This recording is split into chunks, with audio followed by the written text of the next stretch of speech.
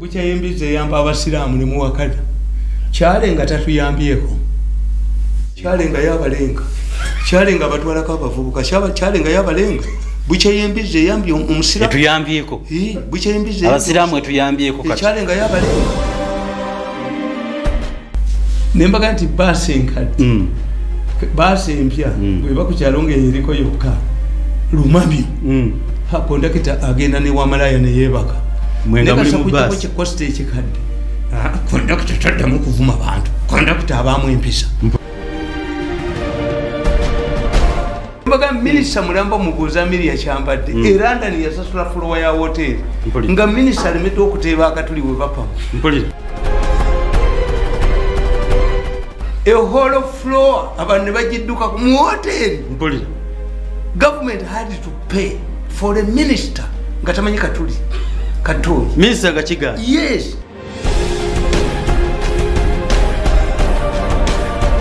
ati bavaawa bava mu byalo ne mbafula ba minister they're not exposed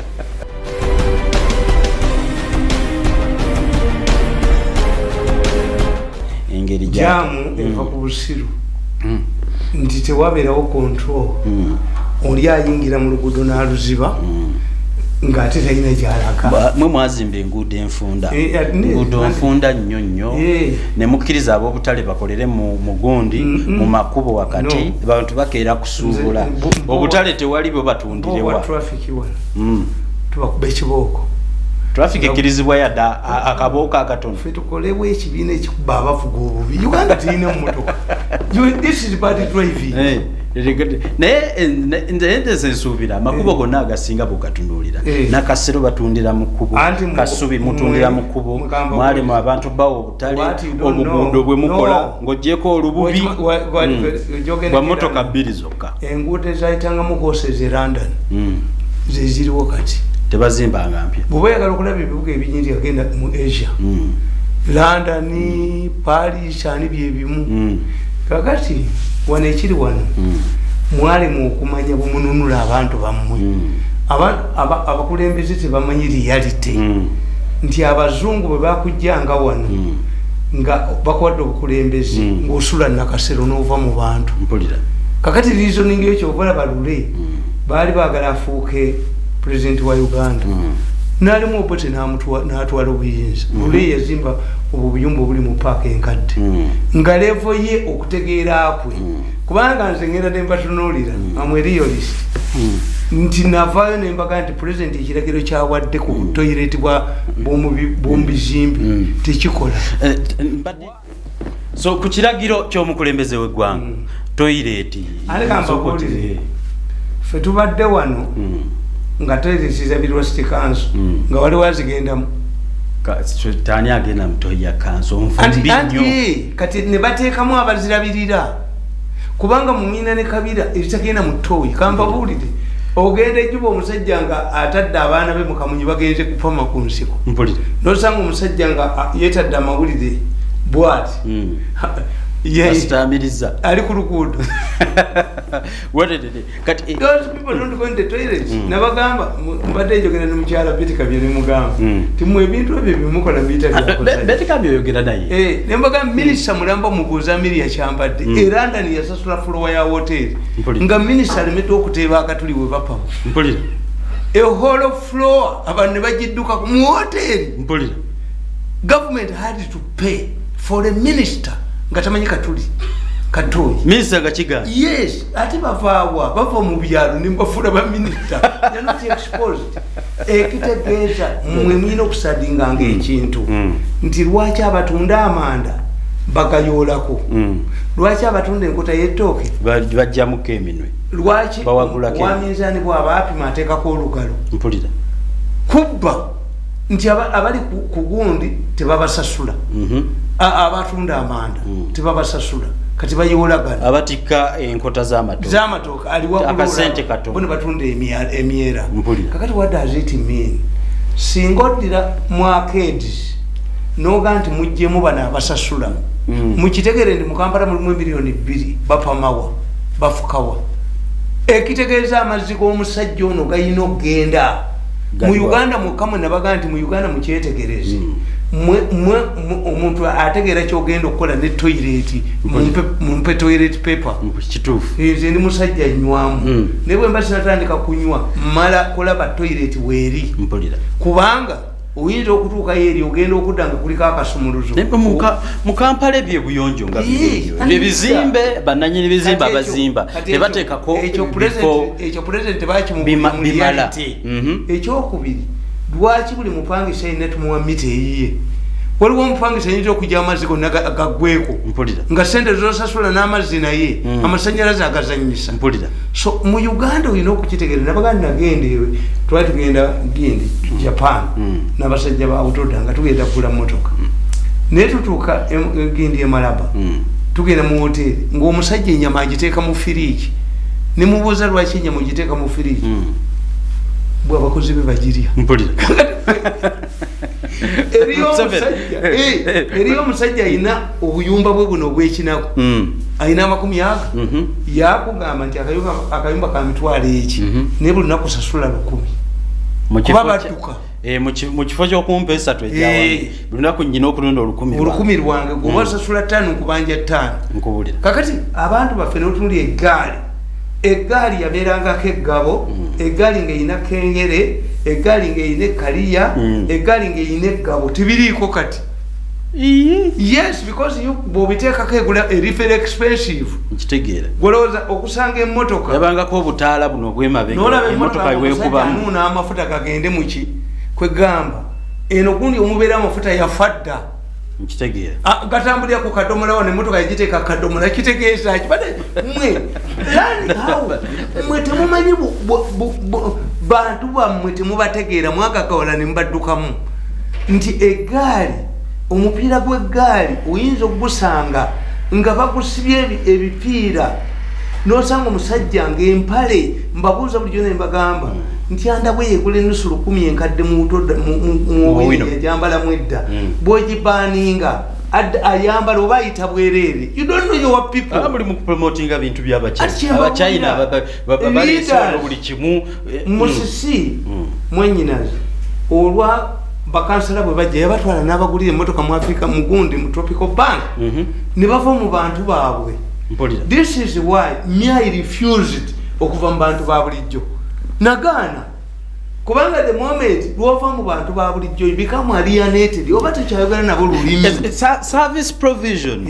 ne leadership political leadership isn't it about serving abantu kikyoyita nti bavuga nti baluzinga touch mu bantu Museveni yasanga eggwanga lyammwe lyafa kyenkugamba nti nze mutani wa mirundi siiza kwegerageranya n'abatabani b'amapapula siiza kwegerageranya n'abatabani b'amugalaasi mbagobye bugobi nembasanga nti ebbenzi ezaali ew'amapapula ewaffe gyeziri mapapula yakula bamwogerako n'ekigambo mapapula kakati nammwe mutunulye eggwanga lyammwe ti Museveni eggwanga lyammwe yalisanga lyavunda dda nga buli kimu kyetaaga okukola bukozi bupya tukkiriza ekitegeeza emyaka 32 tukkiriza kibadde kyakuzimba golowooza omwana gwe bayita Sebbanga wamulabako Sebbanga namuwulirako Sebbanga bakadde bamutulugunya era yafa bakadde bamukasa yamutwala n'afa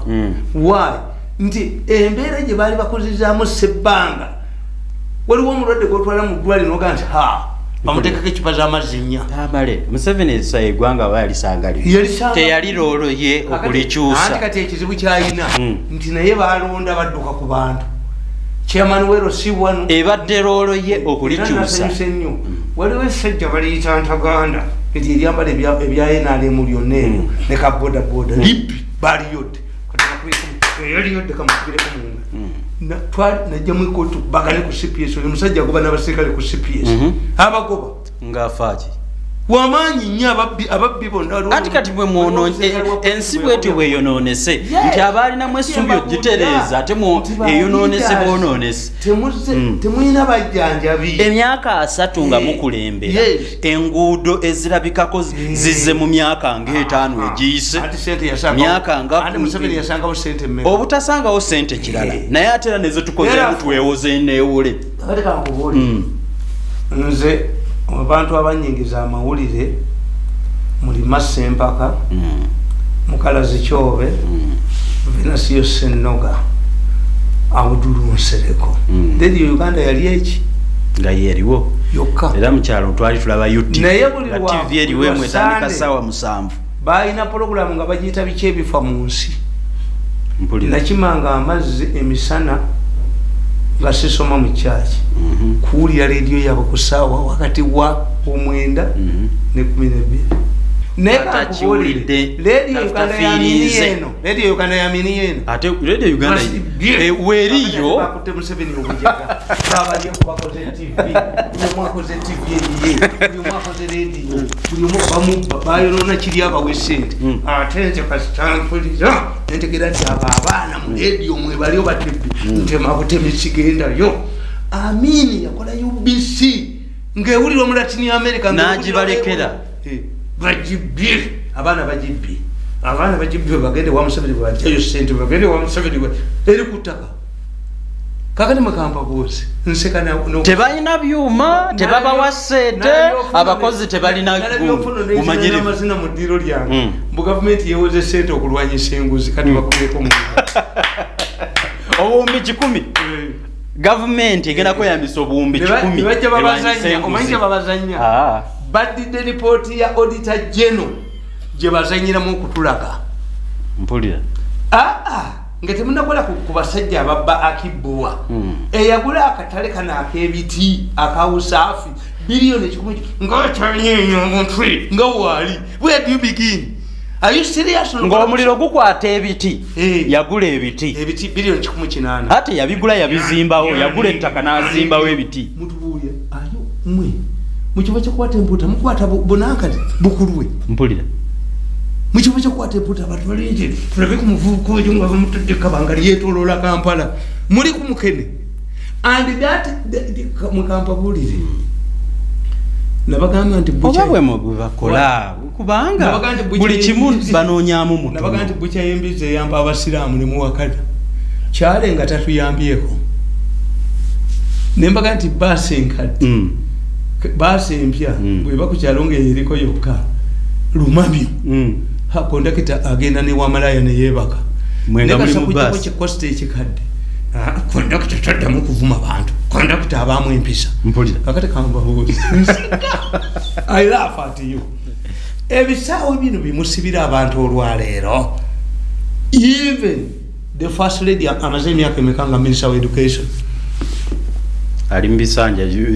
yabuka lishafo yaluli yalambulako ku bisaawe bino tebakabiteekawo oggulu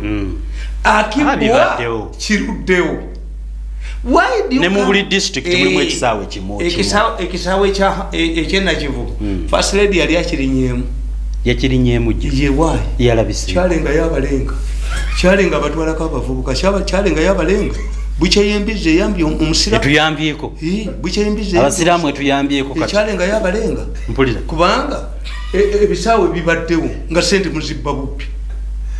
today you are panicking kekanukano kekatabukankano the mafia panic kaze katali kyalenga yabalenga kubanga ebisaawe bibaddewo don't tell me ekaawo bamukutte ani bamukutte nti kubanga auditor general afulumiza report as minister of sport auditor general mwabirambulako kati mutubuulira nti oyo alupo Jessica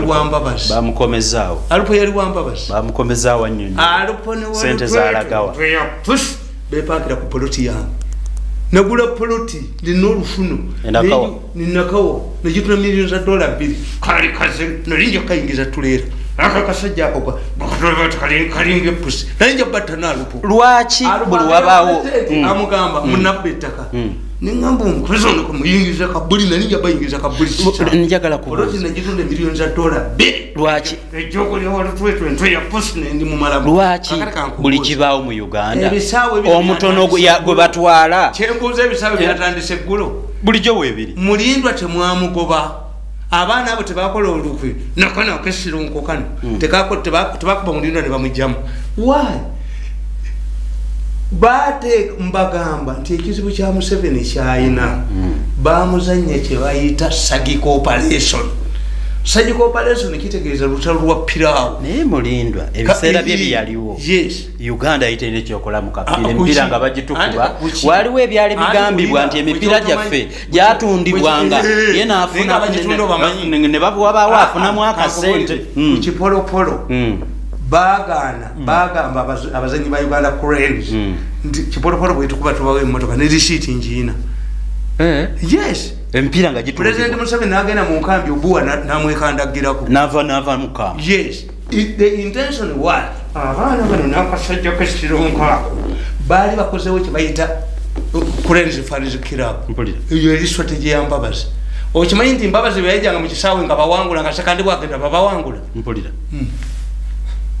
read my book how Mbabazi plotted his failed coup ngeri yapulaninga okujja mu gavumenti ekiyiika zonna yaziteeka mu land mines wamaanyi okwenkana anti ye Mbabazi yajja ne kyetuyita sagiko kyovula bana bavuka naye kuttako ate era nyiza okutta mukomangawo ne mumpita mu meeting yo nekubako mu ne mutirawo bantegeera nti mbamanyi nti kye baasooka okukola mu Kampala Museveni bamulwanyisisa utoda ne bagijjawo yo mwagijjawo n'emmotoka ne zisigalawo omugaga n'aleeta baasi mbulya mu kaseekende mugagga ate ono afuga obwengula ayina ennyonyi afuga ennyanja ayina emmeeri ayina ne baasi wesi Katonda afuga obwengula afuga ennyanja afuga n'ettaka ye talina sente lwaki temunoonyereza lwaki ebwe ebibawo sikande nene omukulu ye talabikako kati ndaba deputy governor mu kavuyo governor aliwa omuwandiisi secretary aliwa Museveni si mubbi tabamanyi bano abaana nti Museveni basooka mukuba mu kibuga ne bamukuba mu kibuga ne banumba nalinja kuttako nalinja kubatta baana mmwe mbubangobe ate bankozesi ajja mutani wako jijinyo benyondo mutirewo tamali ajja mu new vision nalinja benyondo nkatirewo mutukontromi nalimba manyi mulawa bwe musuula ekyammwe ffe naffe mujja tufuiramu mu kisuule naffe tugende ewalala mpulira kakati bano abaana basooka ne ba Museveni mu Kampala buli institution yonna ewagira Museveni bagikuba Museveni bamudda mu ministries nti ebisaawe bimwogerako olwaleero bimazeewo emyaka emeka nga temubifaako byamera omuddo sente bawadde ekisaawe ekibabulamu mubadde mulongo buli lunaku every time we have elections in Arua the elections are held in Izukulu mubaddewa mulikuwa wapi kyalenga yabalenga ekyo kulijja bagwa tukube nulu oba twetegereze kisaawe no tukole ki bana balowooza nti bagenda kuba Museveni ekiwo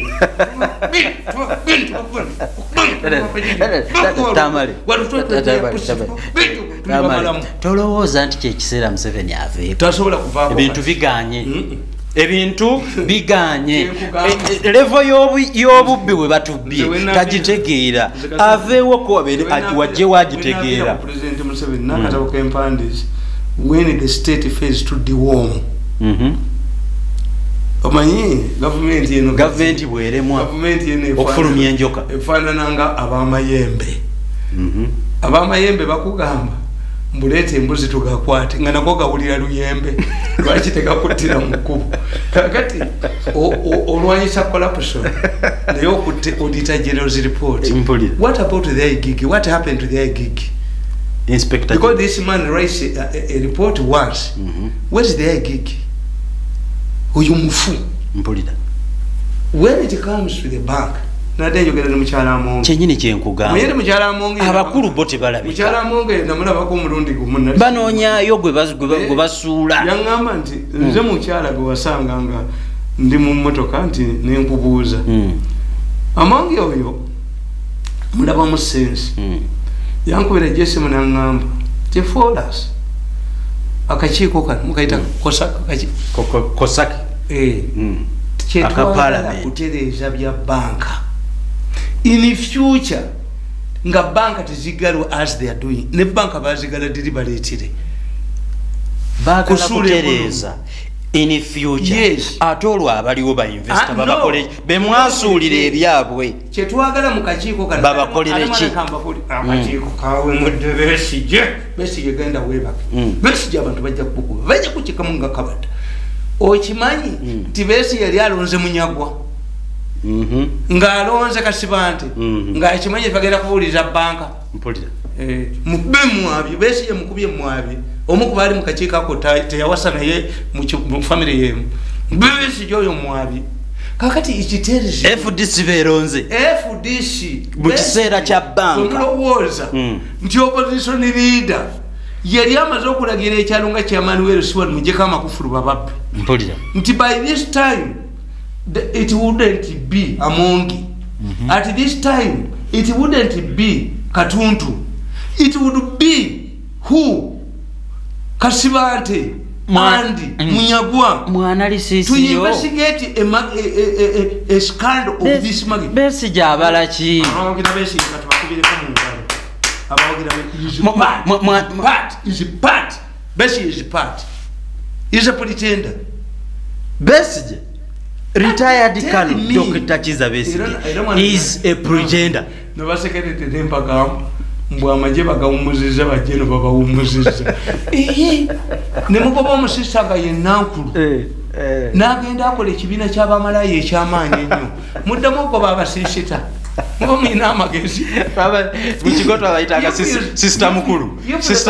akulira abasista bonna dismisses the head of a convent and she successfully establishes a successful prostitute organization. What message did the Catholic Church get before sacking other nuns? That never again with us. Commander Mugisha Muntu has formed a political party. This is where the army decides to retire generals. Where do you expect them to go?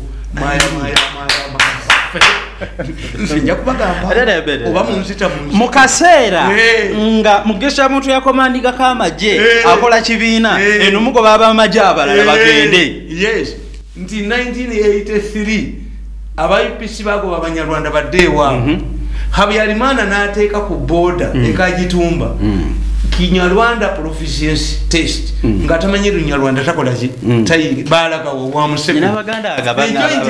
abangambye eti oluvannyuma lwa kyalenga kyalo kuliko abasajja abakwata abakazi ne mubaga nti mwambala nnika oluvannyuma lwa kyalenga okubateekako pressure nti mu lukujjukujju lwammwe muli mukola opposition endala ewakanya amaanyi ge abo gwe kitunuulirwa baganda baŋŋamba wano nti oluvannyuma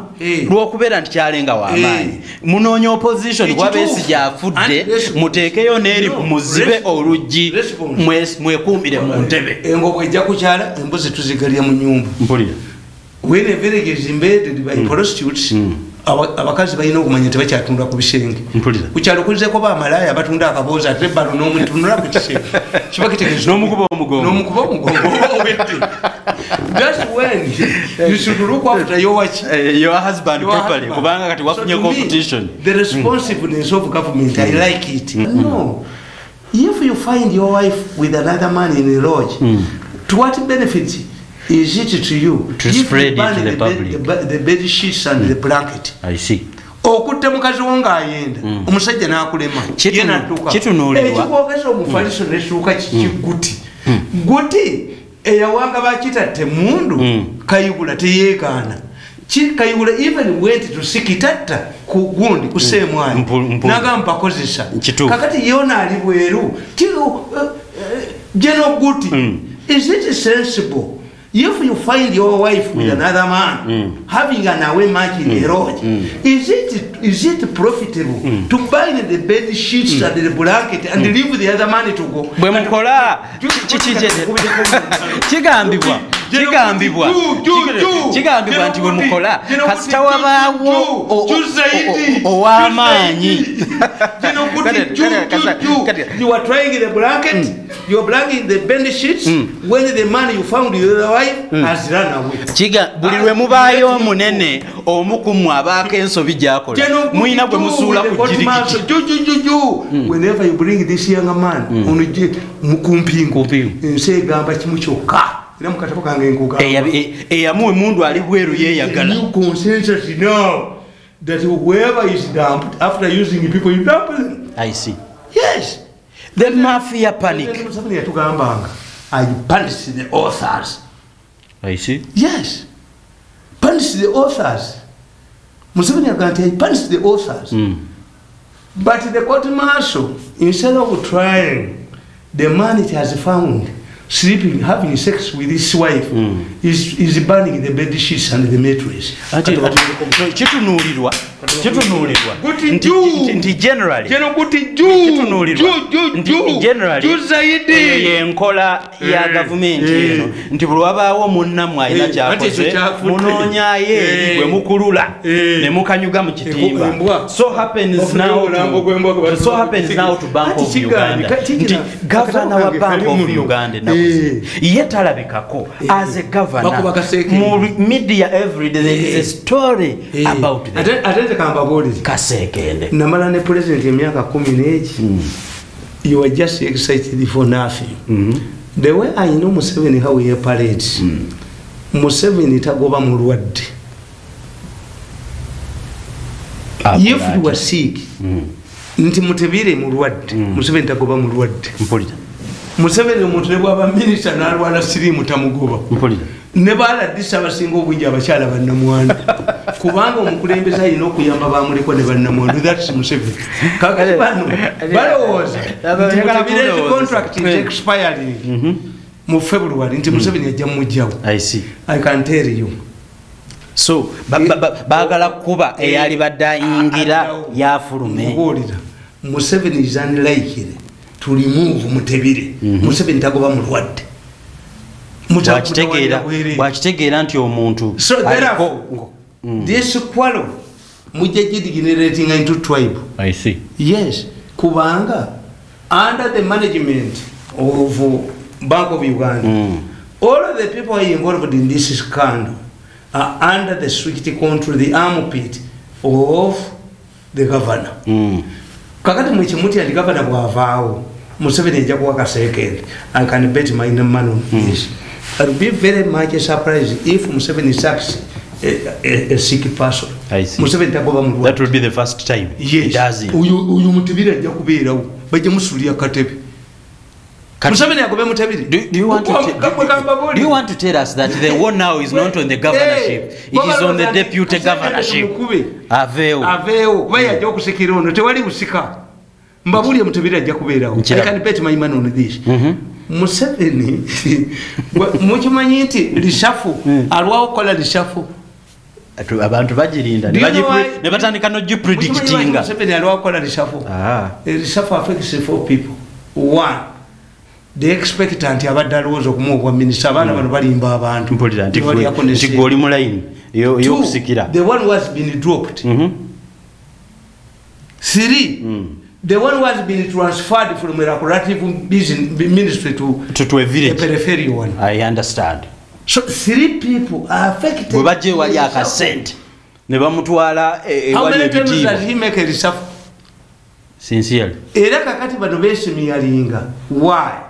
Tekakati gundi namukanza ye agende mutegeti yabala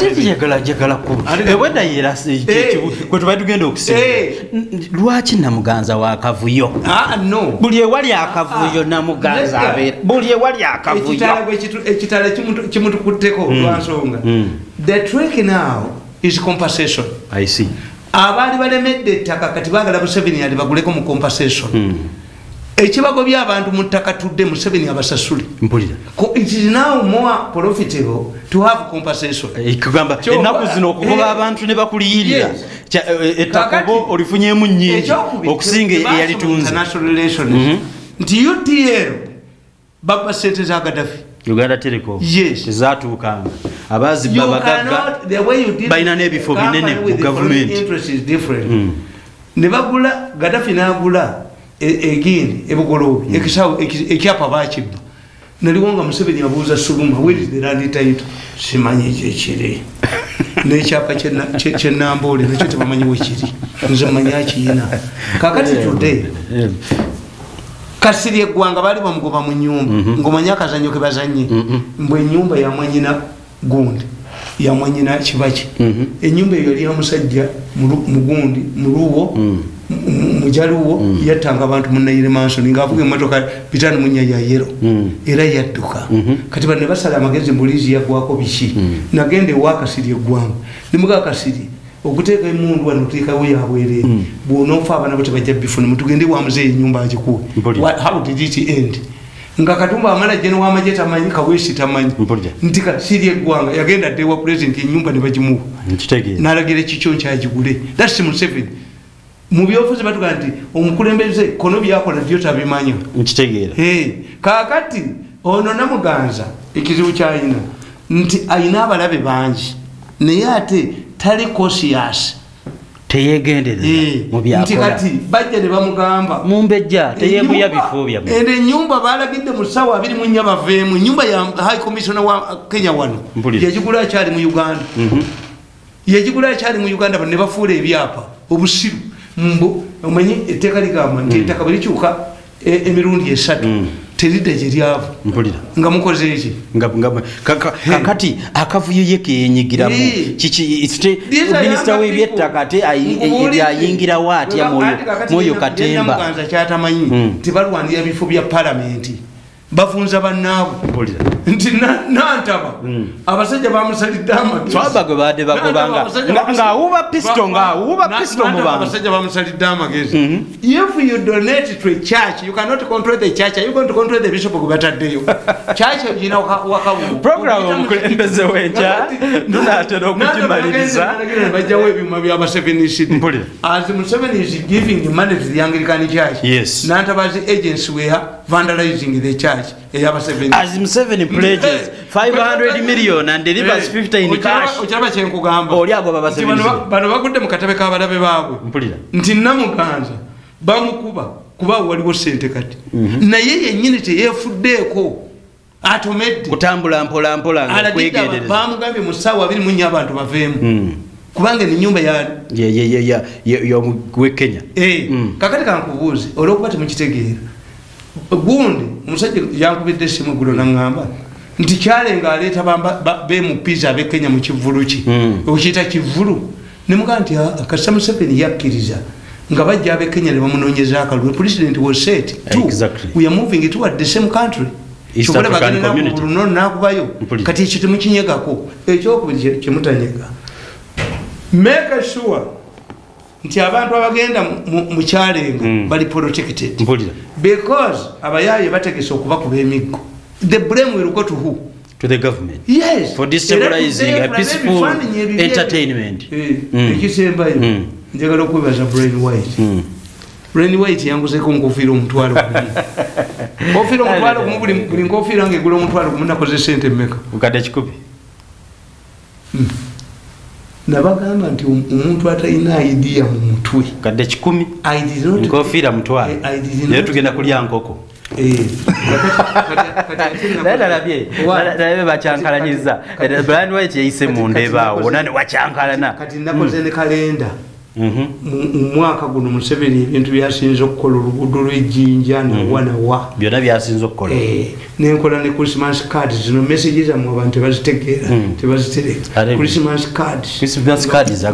tamale wabazika Christmas card zavaako zaggwako bakyamani bero si ku byalo naki mpulira guno mutwe ekiri kuva mu nale mutemu proposals bajja kuzibba nchokola ndabaje kwata ku muloge enjovu